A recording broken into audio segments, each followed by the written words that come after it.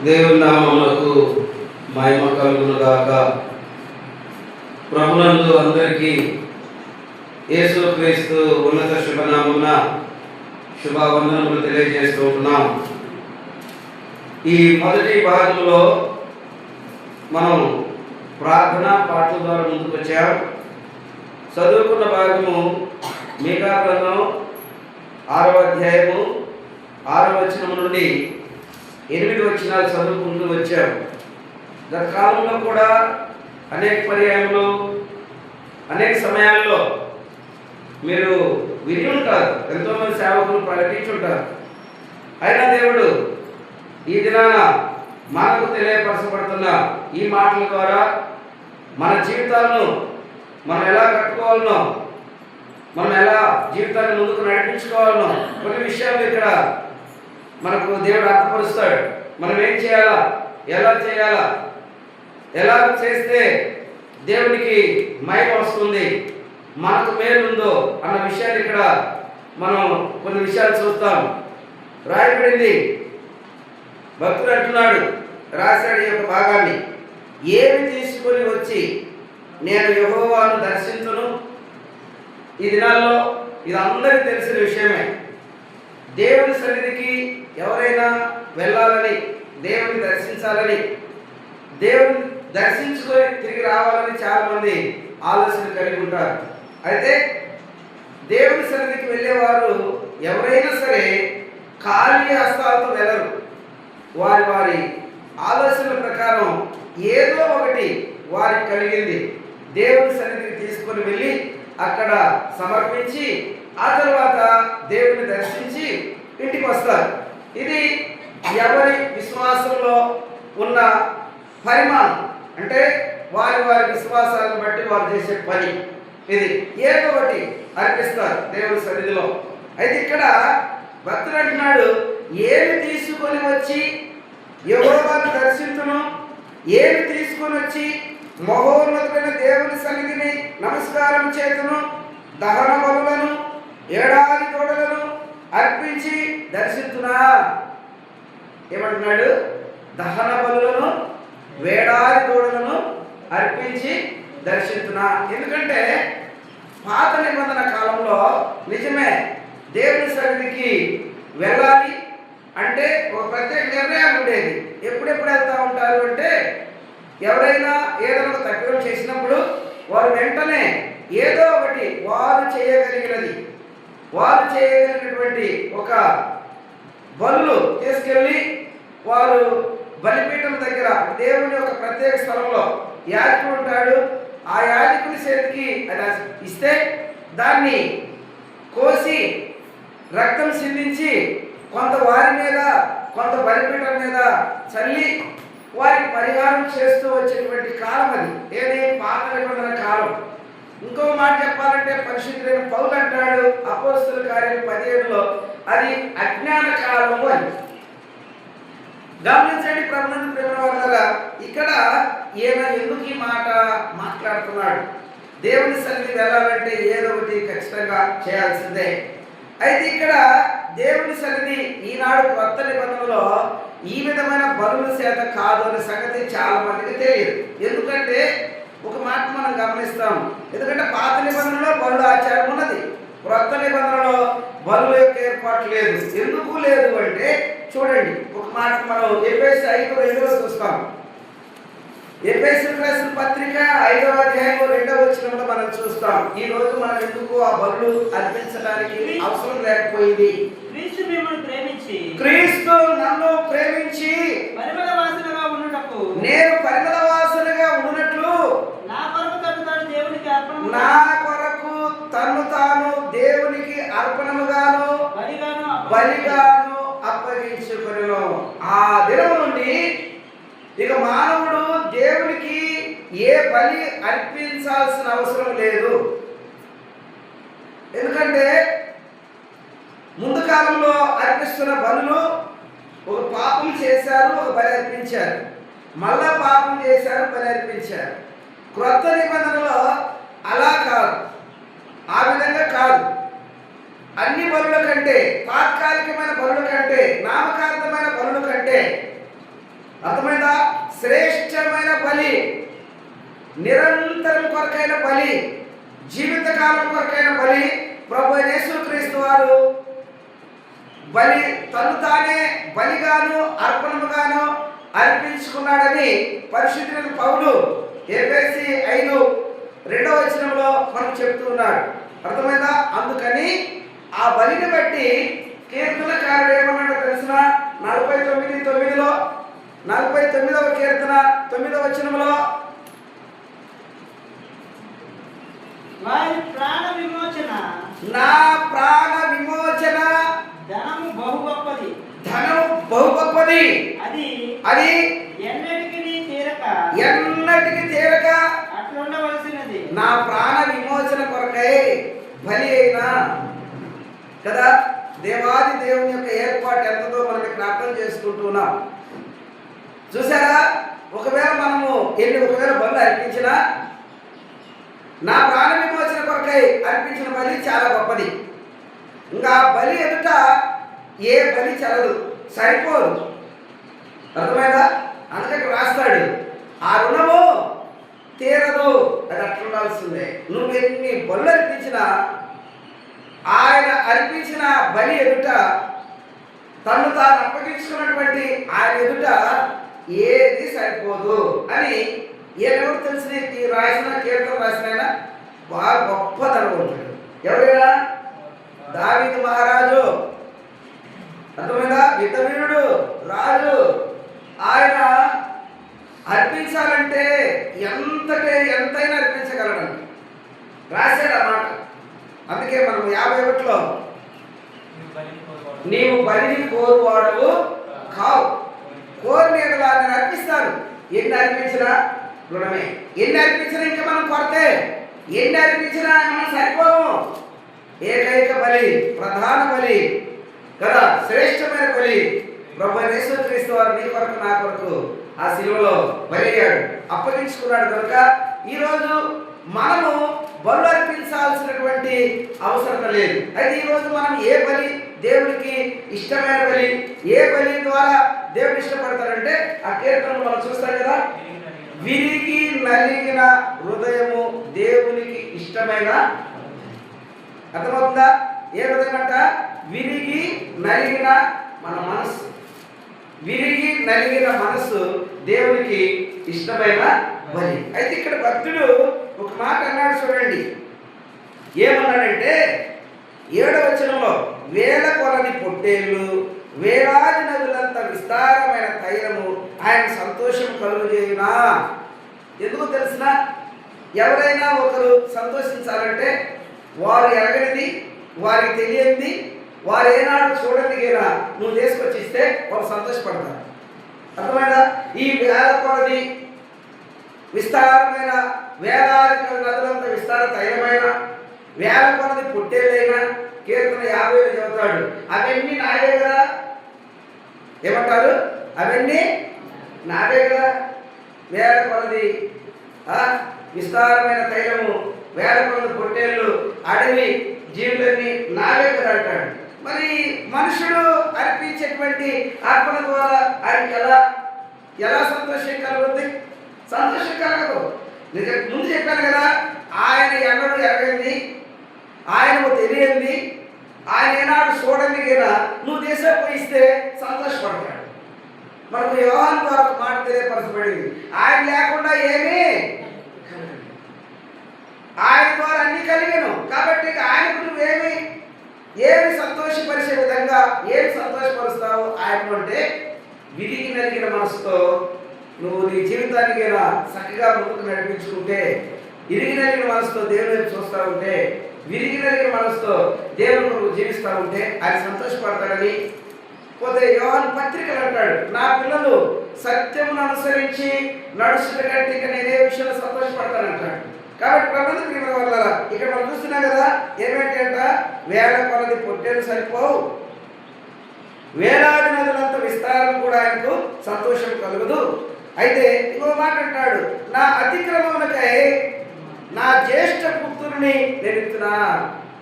మానవుని యొక్క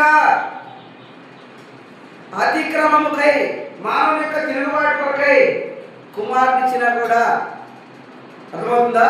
కుమారుని ఇచ్చినా కూడా సరిపోదు. అందుకు అక్కడ మనం చూసే 32 కీర్తనలో మన పితరుడు రాస్తాడు, తన అతిక్రమమునకు తన పాపమునకు ప్రాయశ్చిత్తము నందినవాడు ధన్యుడు.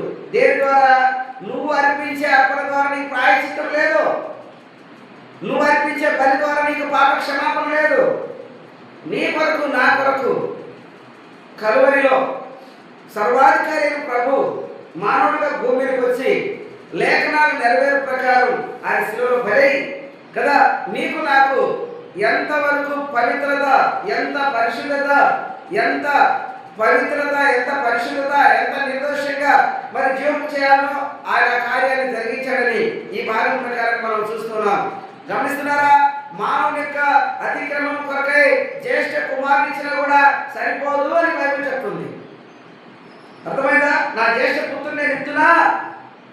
ఒకవేళ ఎవరైనా మన పితరుడు అబ్రహాం గారు లాగా ఒకవేళ ఎవరైనా ఇచ్చినా సరిపోదంట. అర్థమవుతుందా? సరిపోదంట. అంటే అంత గొప్ప కార్యాన్ని దేవుడు నీ కొరకు నా కొరకు మానవులమైన మనందరి కొరకు ఎవరు నష్టపోకూడదని తను తాను బలి మన జీవితాన్ని ఈ విధంగా ముందుకు తీసుకొచ్చాడు.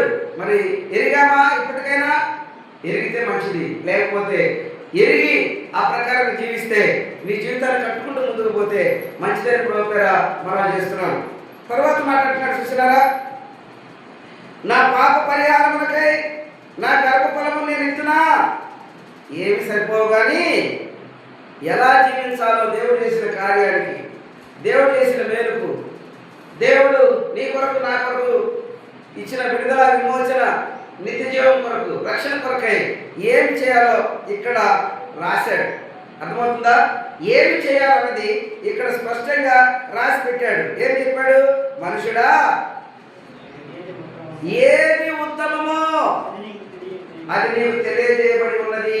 వింటున్నారా? గర్భం ఇచ్చేది కాదు, జ్యేష్ఠ కుమారులు ఇచ్చేది కాదు, వేలాది నదులకు విస్తార తైలం ఇచ్చేది కాదు, వేల మంది పొట్టేలు ఇచ్చేది కాదు. కానీ దేవుడు నీ పట్ల నా పట్ల కోరుతున్నటువంటి ఒక ప్రత్యేక విషయం ఇక్కడ మనకు స్పష్టంగా దేవుడు తెలియపరుస్తున్నాడు. మీ కాదు వారు ఏమంటున్నాయన? మనుషుడా, ఏది ఉత్తమమో అది నీకు తెలియజేయబడి ఉన్నది, న్యాయముగా నడుచుకుంటా. విన్నారా? న్యాయముగా నడుచుకుంటా. కొత్త నిబంధనలో సద్దుకయ్యులు, పరిసయ్యులు అనేటువంటి శాస్త్రులు, మతోపదేశులు అనేటువంటి వారు తీయండి. మత్తయి సువార్త 23:23 జాగ్రత్తగా వినండి. దేవుడు కోరుతున్నది ఏంటి?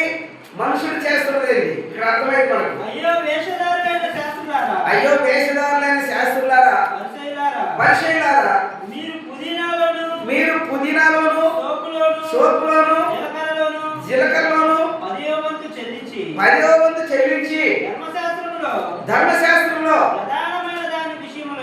ప్రధానమైన దాని విషయములను అనగా న్యాయమును, కనికరమును, విశ్వాసమును చూసారా?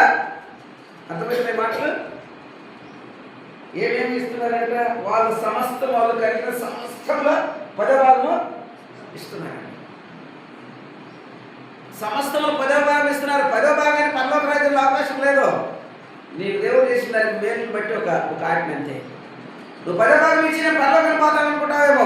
చూడండి, మత్తయి సువార్త 23:23 లేదా ఒకరోజు బంది పెట్టి ఇచ్చిన పరలోకానికి వెళ్తాననుకుంటున్నామో లేదు. గుర్తుపెట్టుకోండి, ఇక్కడ రాయబడింది. దేవుడు ఏం కోరుతున్నాడో అది పక్కన పెట్టారు. దేవుడు ఏం కోరుతున్నాడో అది పక్కన పెట్టారు. ఏమి చేయమని ఆజ్ఞాపించాడు అది పక్కన పెట్టారు. అది మర్చిపోయారంట. వాళ్ళు ఏం చేస్తున్నారు? వాళ్ళకు వచ్చిన దానిలో కొంత 10వ భాగం లెక్కలు అక్కడ ఏం చేస్తున్నాడు? ఏమేమి విషయాలు తెలుస్తున్నారు? సోపులోను, జీలకర్రలోను, పుదీనాలోను, అంటే వాళ్ళకు కలిగిన సమస్తములో 10వ భాగం చెల్లిస్తూ ఇక చేయాల్సిందేనంట నీతి న్యాయం విడిచిపెట్టారంట. చేయాల్సిందేంటి? నీతి న్యాయం, కనికరమును, నీతిని, న్యాయమును విడిచిపెట్టారు. అవసరమైన అవి వింటున్నారా? అందుకే మంత్రి భక్సింగ్ గారు మారు మనసు లేని వారు ఎవరైనా కానుక ఇద్దారని. అసలు ఎంత అద్భుతమైన మాట ఇది. అందరికి తెలియదు చాలా మంది. మనకంటే ఒకటి లేదు కొన్ని బాక్స్, అక్కడ ఒకటి కాదు, ఫిబ్రవరి ఉండేది. అర్థమైందా? చాలా ఉంటాయి. అసలు చిన్నది కాదు కదా, చాలా పెద్దది కదా. కానుకేసి ముందు చెప్తాడంట, మీలో మారు మనసు లేని వారు ఎవరైనా సరే కానుక వేయద్దు.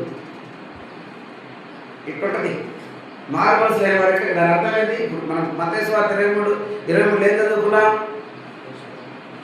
మారు మనసు లేకుండా జీవిస్తూ కానుకేయడం సరికాదు. అది దేవుడు అంగీకరించడు అని ఆయన ఆలోచన.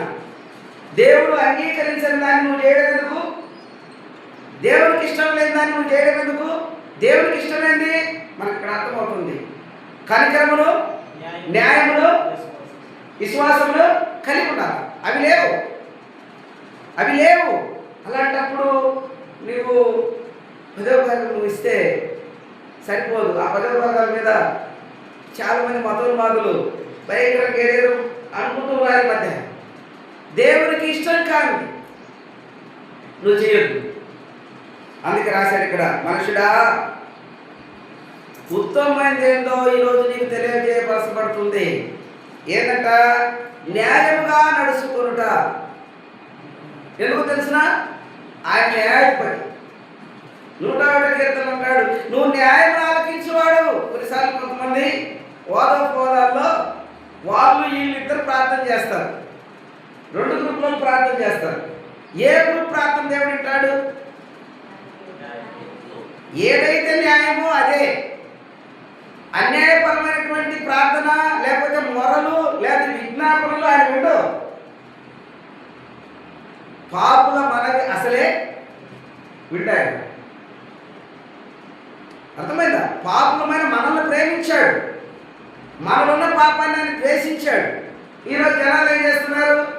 మూర్ఖంగా ఆ పాపాన్ని ఆరాధిస్తూ ఉన్నారు. అది తెలియదు, ఎందుకంటే పాపం అనే ముసుగులో ఉన్నారు కాబట్టి వాళ్ళకి తెలియదు. ఎంతైనా ఆరాధిస్తున్నారు పాపాన్ని. సరే, ఇక్కడ మనం చూస్తున్నాం, ఆయన ఏదైతే తీసేశాడో దాన్ని చేస్తూ ఉన్నాడు. ఆయన చేయవలదని చేయడంలా. ఆయన కోరుకున్నది ఏంటి? న్యాయముగా నడుచుకున్నాడు. తర్వాత న్యాయముగా నడుచుకున్నట, కనికరమును ప్రేమించడం. మత్తయి వార్త 5లో కూడా ఈ మాట ఆయన పడమని ప్రసంగంలో చెప్పాడు. కనికరము గలవారు ధన్యులు, వారు కనికరం పొందుతారు అంటారు. చూడండి, కొలవబడిన మానవులతో కొలుస్తారు అని. నువ్వు చేసే పనిని బట్టి నీవు చేయబడుతుంది, అది గుర్తుపెట్టుకోవాలి. అర్థమైందా? నువ్వు మేలు చేస్తున్నావా, నీకు మేలు ఉంది. నువ్వు కీడు చేస్తున్నావా, నీకు కీడనే ఫలం ఉంది. అది గుర్తుపెట్టుకోవాలి. ఎవరైనా రాస్తాడు ఇక్కడ, కనికరమును ప్రేమించుట. కనికరం గలవారు ధన్యులు, వారు కనికరము పొందుతారు. కనికరమును ప్రేమించుట అంటే మంచి, నిజాన్ని, యథార్థతను, ఇవన్నీ కనికరంలో వస్తాయి.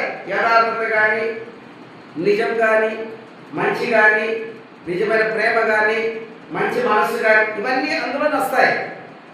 కాబట్టి రాయబడింది కనికరమును ప్రేమించుట.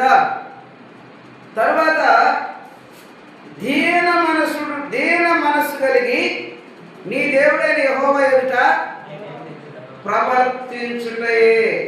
ఇంతే కదా దేవుడిని నడుస్తున్నాడు. ఏదంట? మొదటిది న్యాయముగా నడుచుకునుట, కనికరమును ప్రేమించుట, దీన మనస్సు కలిగి నీ దేవుడైన యెహోవా ఎదుట నడుచుకోవాలి. దేవుడిని కలిగినాను, దేవుడిని నమ్ముకున్నానని చెప్పిన వారు ఎవరైనా సరే ఇది నడవడికలు ఇలా ఉంటాయి. అర్థమైందా? ఈ కనికరమును, న్యాయమును, విశ్వాసం విడిచిపెట్టి నేనేదో చేస్తున్నాను అనేటువంటి మోసంలో ఉండొద్దు. ఎవరైనా సరే, మరింతమంది ఉన్నారా, కొద్దిమంది ఉన్నారా, అది కాదు. చేయాల్సింది ఎలా చేయాలో అలా చేస్తే మేలు తెలియదు. అలా చేయలేకపోయినామనుకోనండి, ఏదేదో చేసి నాకు దేవుని వైపు నుండి మేలు రాలేదంటే నీకు దేవునికి అసలు ఏనాడు సంబంధమే లేకపోయా. నీకు మేలు ఎలా వస్తుంది? దేవుడు ఎవరో నీకు తెలియదు. ఏదో ఒక రూపంలో నీకు ప్రత్యక్షం కాదు. క్రియ ద్వారా విశ్వాసము, నీతి, న్యాయము, యథార్థత క్రియల ద్వారా నువ్వు ఆయన పొందుకోగలుగుతావు. సత్యమును అనుసరించినప్పుడు ఆయన పొందుకోగలుగుతావు, తెలుసుకుంటావు ఆయన. అంతేగాని ఏదో రూపాలతో నీవు ఆయన పొందాలని ప్రయత్నం చేస్తే రూపాల్లో నీకు ఆయన దొరకడు, గుర్తుపెట్టుకోండి. కాబట్టి రెండోది ప్రేమ వాళ్ళరా, ఇక్కడ మనం చూస్తున్నాం కనికరమును ప్రేమించుట దేన మనసు కలిగి. ఒకసారి మనము ఈ దేనత్వాన్ని గురించి ఆలోచన చేస్తే భూప్రపంచంలో మొదటి దీనుడు ప్రభు యేసుక్రీస్తు వారు. అందుకని ఆయనను ఎవరైనా గుర్తించాలా, ఆయనను పొందుకోవాలంటే మత్తయి సువార్త 5వ అధ్యాయం 3వ వచనంలో ఉంటుంది ఒక మాట.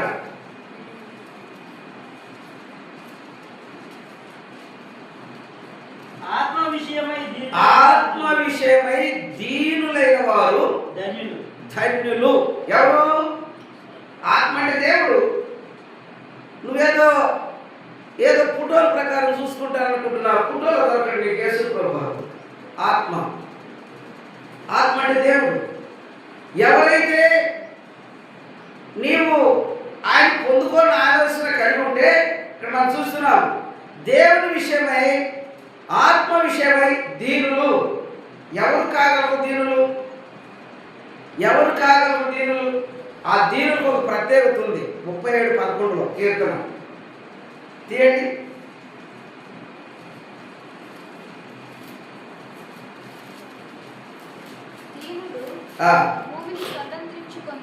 వింటున్నారా? దీనులు భూమిని స్వతంత్రించుకుంటారు. ఈ భూమిని పరము. అర్థమవుతుందా? దీనులకు దేవుడు అంత గొప్ప అవకాశం ఇచ్చినాడు. మతస్థులు కాదు, తెలియకపోయేది. మతంలో దిగారు, మతం పట్టారు, మూర్ఖంగా మాట్లాడే మాటలు తప్ప ఇంకేం లేవు. దేవుని ఏర్పాటు ఎవరికైతే దీనులకు. దీనులు వారికి ఏ మతం చెప్తారు? వారికి ఏ మతం ఉంది దీనులకు? దేవత్వానికి ఏదైనా మతం ఉంటుందా? ప్రభు యేసుక్రీస్తు వారు మొదటి దీనుడు.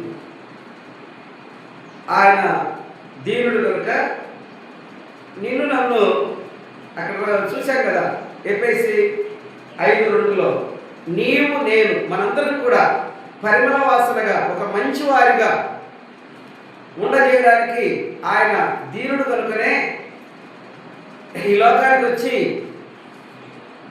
నిందించిన వారిని నిందించలేదు, దూషించిన వారిని దూషించలేదు, గడ్డం పెరిగిన వారిని జబర్దస్తిగా బలవంతం చేయలేదు. ఆయన దీనుడు కనుక మనందరినీ ఆయన తన అడుగుజాడల్లో నడిపించడానికి ఆయన ఏకైక ప్రత్యేకమైన మార్గాన్ని మనకు ఎలా చూపించాడో 1 పేతురు 2:21 మనకు అర్థమవుతుంది. 1 పేతురు 2:21 మనకు అర్థమవుతుంది. క్రీస్తు గమనించండి, నేను ఆయన తన అడుగుజాడల్లో నడిచే విధంగా, న్యాయంగా నడిచే విధంగా, దీనుడిగా నడిచే విధంగా, కార్యక్రమాలను ప్రేమించే విధంగా ఆయన నాకు ఒక మాదిరి చూపించిపోయాడు. క్రీస్తు నా కొరకు శ్రమపడి నేను తన అడుగుజాడలందు నడుచుకున్నట్లు నాకు ఒక మాదిరి చూపించిపోయాడు. ఏంటా మాదిరి అంటే, దూషించిన వారిని దూషించలేదు. దూషించేవారు ఉంటారు. ఎవరు దూషించేవారు? అపవాదిని కలిగిన వారు. ఎవరు దూషించేవారు? దోషులు. ఎవరు దూషించేవారు? అపవిత్రులు. అర్థమైందా? చెడు కలిగిన వారు దూషిస్తారు. అక్కడ రాయబడింది, ఆయన నా కోసం ఏ మాదిరించాడంటే, దూషింపబడ్డాడు, దూషించలేదు, నిందింపబడ్డాడు, నిందించలేదు, బెదిరింపబడ్డాడు, బెదిరించలేదు, న్యాయముగా తీర్పు తీర్చు దేవునికి తను తాను అప్పగించుకున్నాడు న్యాయముగా. కాబట్టి ప్రభునందు ప్రియమైన వారలారా, మనం ఎంతకాలంలో బ్రతికినది కాదు, కానీ మన జీవితంలో ఏనాడైనా కనీసం ఒక పైసా వంతైనా న్యాయం కలిగి ఉంటివా? న్యాయం జరిగిస్తేవా? న్యాయం ఎంత అసలు మనకు అర్థమైందా? న్యాయం ఆలకించే దేవుడు, న్యాయాధిపతి అయిన దేవుడు, న్యాయంగా తీర్పు తీర్చే దేవుడు రాబోతున్నాడు. ఆయన ఎదుట ఆ క్రియలు కలిగిన వారు నిలుస్తారు, మిగతా వారందరూ నిలిచేదానికి అవకాశం లేదు. వింటున్నారా? ఆయన ఎదుట ఎవరు నిలుస్తారంటే ఆ క్రియలు కలిగిన వారే నిలుస్తారు. ఆయన చెప్పింది చేసిన వారే నిలుస్తారు.